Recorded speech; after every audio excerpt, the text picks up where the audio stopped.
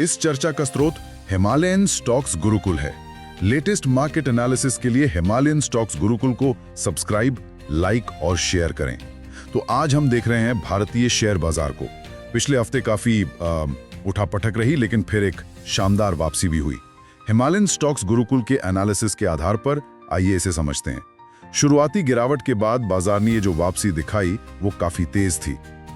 ये कैसे हुआ, क्या कारण थे इसके पीछे? हाँ, ये हफ्ता काफी दिलचस्प था। देखिए, गिरावट के बाद मार्केट जिस तरह से वापस आया ना, उसके पीछे असल में कई फैक्टर्स एक साथ काम कर रहे थे। अच्छा। हाँ, एक बड़ा फैक्टर था मेटल सेक्टर।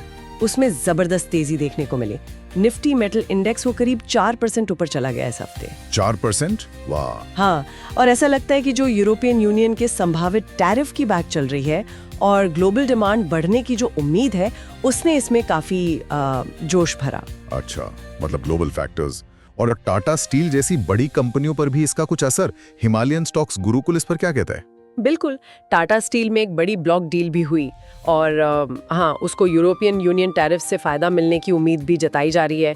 और साथ ही तांबे की कीमतें वो भी $10,500 प्रति टन के पार चली गईं।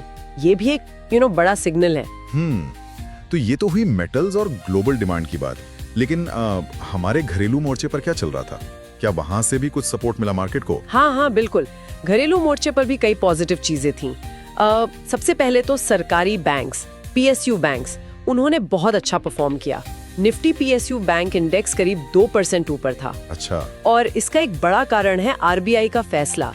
उन्होंने ब्याज दरें 6.5% पर स्थिर रखी। हाँ, वो तो बड़ी खबर थी। बिल्कुल।